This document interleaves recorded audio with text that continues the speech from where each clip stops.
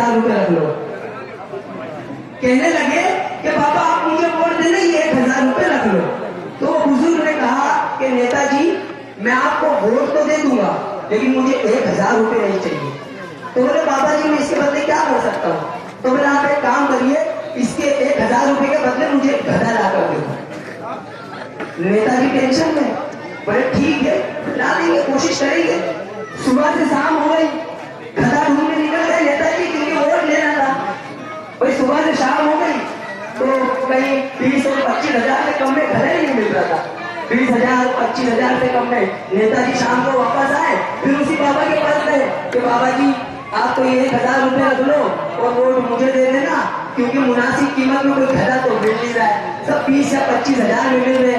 तो रानी पैलेस वालों, उस बाबा के उस बुजुर्ग के जवाब को आप लोग अपने दिलो दिमाग में बिठा लेना कि वो बुजुर्ग ने कहा कि नेताजी जब एक गधा 20 और 25,000 में नहीं बिक सकता तो मैं तो फिर भी इंसान हूँ, ये 1000 रुपए में कैसे बिक सकता हूँ? बताइए क्या ये वो लोग हैं जिनकी बोली आप 1000, 500, 1500, 2000 में लगाना चाहते हो? ये वो कौन है? आप इन्हें लगाना चाहते हो, इनकी बोली जो हर साल में अपने घरों से, चाहे अमीर हो या गरीब, ज़कात निकाल दिया करती है अपने घरों से, ये अपने घरों से सदका देना तो सिक्के दे दिया करते हैं। अरे जब कोई आता है मुसलमान के घर भीख मांगने के लिए भी अल्लाह और रसूल के नाम पर, तो ये लोग अपनी जेब से 10 रुपए दे देते हैं। ये तुम्हारे 1000 और 2000 के भूखे नहीं है, मुझे मालूम है, आप लोगों के बारे में पता है मुझे, मैंने सर्वे किया है, यहाँ 2 दिन घूमा था मैं यहाँ पे। आप लोगों को झूठा बदनाम किया जाता है।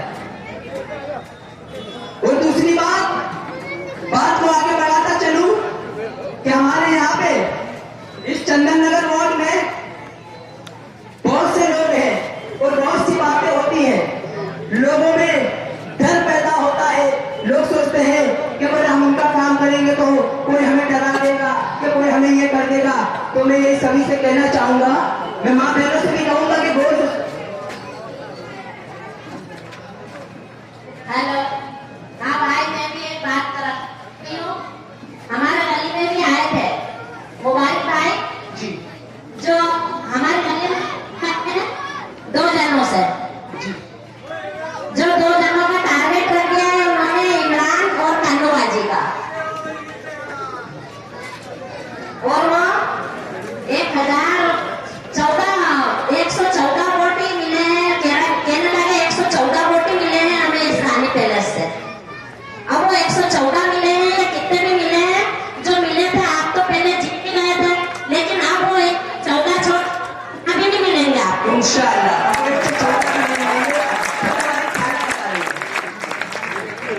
देखो चुनाव जो है वो एक विचारधारा की लड़ाई है। चुनाव जो होता है वो एक विचारधारा की लड़ाई होती है, काम करने के लिए होता है। नल, गटर, पानी, ड्रेनेज, लाइट, सड़क, इनका चुनाव होता है, इन मुद्दों पर चुनाव लड़ा जाता है। लेकिन आपने देखा होगा कि जब भारतीय जनता पार्टी के नेता माननीय नरेंद्र मोदी साहब से जब लोग ये कहते हैं, भाई आज मोदी से लोग कहेंगे कि मोदी जी आपने गैस का भाव क्यों बढ़ा दिया, तो मोदी जी क्या कहेंगे? मंदिर नहीं बनेगा। मोदी जी, फिर जनता कहती है कि मोदी जी आप ये बताइए कि पेट्रोल का भाव सस्ता क्यों नहीं हो रहा? अरे बेटा मंदिर नहीं बनेगा। अरे मोदी जी आपने 2 करोड़ लोगों को, नौजवानों को रोजगार देने की बात की थी, तो बताइए कहाँ है हमारा रोजगार? अरे बेटा मंदिर नहीं बनेगा। ये क्या हुआ? मुद्दों से भटकाना। बस याद रखिए कि आपके वार्ड में भी मोदी के नक्शे कदम पर चलने वाले लोग हैं, जिनसे आप लोग ये सवाल करते हो कि हमारे ड्रेनेज का काम क्यों नहीं हुआ, तो वो लोग कहते हैं कि मुखबर ने थाने में बंद करवा दिया था। आप लोग उनसे ये कहते हो कि हमारे यहाँ पे नर्मदा की लाइन क्यों नहीं आई, तो वो क्या कहेंगे? मुखबर ने थाने में बंद करवा दिया था। ये होता है मुद्दों से भटकाना, यानी अपनी असलियत को छुपा देना कि हमने कोई काम ही नहीं किया। भाई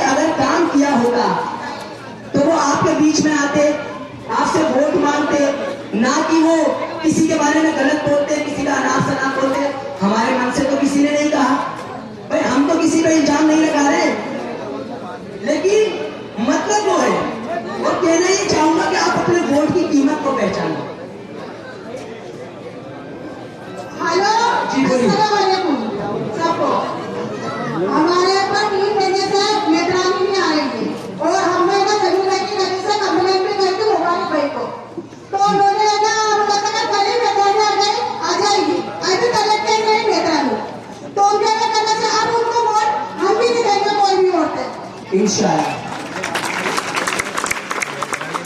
बिल्कुल डरने और घबराने की बात नहीं है, क्योंकि शेरनी की नस्लें कभी शियार पैदा नहीं करती।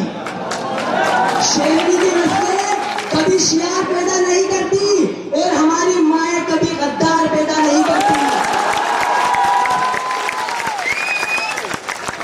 शेरनी की नस्लें कभी शियार पैदा नहीं करती, हमारी माएं कभी गद्दार पैदा नहीं करती। और सुनो भेड़ियों, तुम्हारी ताकत से शेर मरा नहीं करते, हम हैं मोहम्मद के दीवाने, किसी से डरा नहीं करते।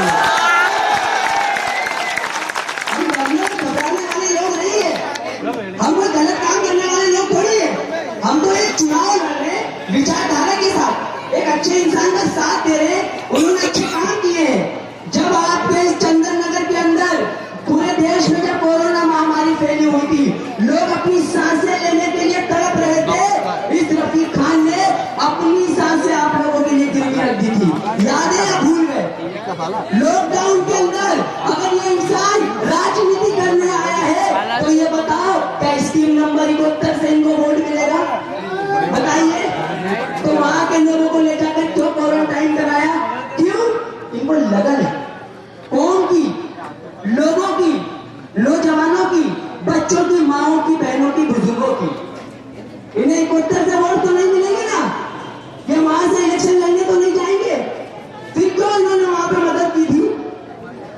ये बातों को समझने की जरूरत है कि जो इंसान आप लोगों के लिए, भाई मैंने तो यहाँ तक भी सुना था कि आप लोगों के यहाँ पे जब लॉकडाउन के अंदर सिर्फ आप लोगों के यहाँ नहीं, सभी जगह खाने की बहुत तकलीफें और किल्लत थी, राशन और अनाज की बहुत तकलीफें हो रही थी, तो लोगों ने, जिसको आप लोगों ने 5 साल दिए थे, वो तो आधार कार्ड चेक कर रहे थे, फिर आपको अनाज दे रहे थे। इस इंसान ने नगर निगम से आप लोगों के लिए अनाज लाए और घर घर पहुंचाया, आपको घर नहीं बुलाया, आधार कार्ड चेक नहीं किया था। बताइए, इन्होंने सिर्फ पेट और भूख के आधार पर इन्होंने निवाला दिया था, कागज के आधार पर नहीं। ये सब बात आप लोगों को समझने की जरूरत है। और उसके बाद बोलिए।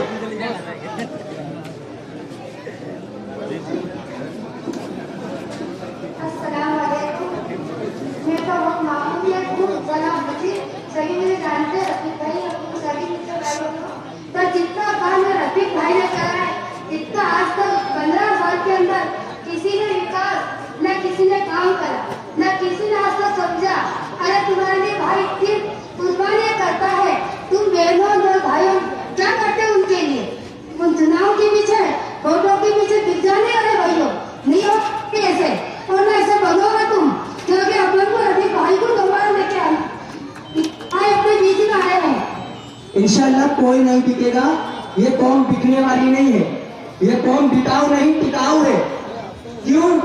क्योंकि मुझे मालूम है कि आपके बीच अगर कोई आए, कि आपके बीच में अगर कोई आए आपको खरीदने की बात करे, तो उनसे सिर्फ इतना कहना कि रब ने बख्शा है जो ईमान नहीं बिकता है, रब ने बख्शा है जो ईमान नहीं बिकता है, यानी अल्लाह का फरमान नहीं बिकता है। और वो जो आते हैं वोटों के खरीदार, उनसे कह देना चले जाओ, यहाँ मुसलमान नहीं बिकता है। हम बिकने वाले लोग नहीं है। अब ये बताइए कि बड़े बड़े मंचों से ये भी कहा जाता है कि वो तो भोले हैं, उनसे कोई काम नहीं होगा, उनसे कोई काम नहीं होगा। अब आप ये बताइए कि आप लोगों को पार्षद चुनना है या पप्पू चुनना है? बताइए, पार्षद चुनना है या पप्पू? बोलो। भाई चाहिए हमें रफीक भाई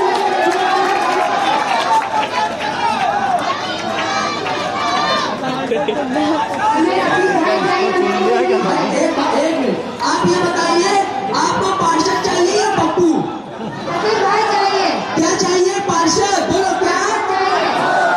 और क्या नहीं चाहिए? क्या नहीं चाहिए? हमें पप्पू नहीं चाहिए, हमें पार्षद चाहिए। पार्षद चाहिए हमें, जो हमारे बीच में खड़ा हो सकता है।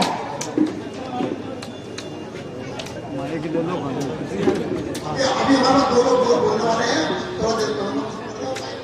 चलिए थोड़ी सी और बात आगे करते हैं कि 6 तारीख के दिन आप लोगों को याद होगा कि 6 जुलाई जिस दिन वोट डालेंगे उस दिन आपको पता है एक चीज और है। बताइए क्या? कि 6 तारीख के दिन छठी शरीफ है। क्यों? क्योंकि लोग पूछते हैं कि तुझे किसका भरम है। लोग पूछते हैं कि तुझे किसका भरम है, उनसे जाकर कह दो हम पर तो ख्वाजा का करम है। बोलो या मोइन, या मोइन, ख्वाजा का दामन, ख्वाजा का दामन। उसके बाद आगे बात करता चलूं कि पोरस को बता दो, सिकंदर को बता दो, पोरस को बता दो, सिकंदर को बता दो, कतरा है मगर समुंदर को बता दो, जुल्म के आगे ना कभी झुके हैं और ना कभी झुकेंगे। जाओ जाकर ये बात यहाँ के हिटलर को बता दो। आप सभी लोगों को ये बात याद रखना है। मैंने ये भी सुना था कि उनके यहाँ तो सिर्फ चाय मिलती है। सुना था कि वहां तो सिर्फ चाय मिलती है। और चाय का जब शब्द याद आता है तो मुझे तो बड़ा ताज्जुब होता है कि कोई भी बच्चा भी अगर दिखता है मुझे चाय बेचते या चाय पी दे तो मैं तो सोचता हूँ कि भाई इसके हाथ में चाय ले लो, वरना ये देश का मुस्तकबिल खराब कर देगा। क्योंकि चाय वाले तो फिर आप जानते ही हो। तो मैं कहना चाहूंगा कि जो चाय के बारे में कहते हैं कि नजरों का तीर है और तीर को फिकवा कर छोड़ेंगे। नजरों का तीर है और तीर को फिकवा कर छोड़ेंगे, सबको अपनी तरफ खिंचवा कर छोड़ेंगे। वो हमें सियासत से डराता है। उससे कह दो अगर जिद पे आ गए तो तुमसे चाय बिकवा कर छोड़ेंगे। चलिए बहुत सी बातें होगी, इसके बाद में आप लोगों के बीच में आएंगे। बस आप एक बात याद रखना कि अगर आप लोगों के बीच में कि जो लोग घमंड करते हो, जो गुरूर करते हो, जिन्हें घमंड हो कि हमें तो बहुत घमंड है, पूरा रानी पैलेस हमारे साथ है, चंदन नगर हमारे साथ है, हम तो लोगों को खरीद लेंगे, तो उनसे कहना कि घमंड तो अच्छों का नहीं रहता। वो अंग्रेज ये कहा करते थे कि हमारी हुकूमत में तो सूरज भी नहीं डूबेगा। उन अंग्रेजों का भी घमंड टूट गया कि उनके राजा और महाराजाओं के कपड़े हमारे यहाँ बैंड बाजे वाले पहन के घूमते हैं। तो घमंड तो किसी का नहीं रहता, तो इनका क्या रहेगा? तो किसी के घमंड में भी ना आए। चलिए बातें बाद में करेंगे। मैं कहता चलूं कि 6 जुलाई याद रखना, केक की मलाई। 6 जुलाई के दिन केक के निशान पे मोहर लगाना है। माँ बहनों से एक गुजारिश और करूंगा कि मैंने ऐसा सुना है कि माँ बहनें ये समझती है कि हम रफीक खान को ही वोट देंगे इस बार पंजे के निशान, इस तरह। तो मैं आप लोगों को बता दूं, आप भी घर पे जाकर कहना कि इस बार पंजा गलत हाथों में है। हमें केक का बटन दबाना है और केक उसी को जिताना है। रफीक खान का निशान इस बार केक है, केक। सभी माँ बहनों को भी बोल देना, अपने घरों में भी आप लोग बताना, क्योंकि जो हम लोग निकलते हैं फील्ड पर तो दुआएं तो बहुत है माँ बहनों की, तो उनको थोड़ा सा ऐसा है तो बताइए कि हमारा चुनाव चिन्ह केक है, इस बार पंजा नहीं है। तो 6 तारीख के दिन केक के निशान पे मोहर लगाकर फातिमा रफीक खान को भारी बहुमत से विजय बनाए। चलिए अस्सलाम वालेकुम रहमतुल्लाहि।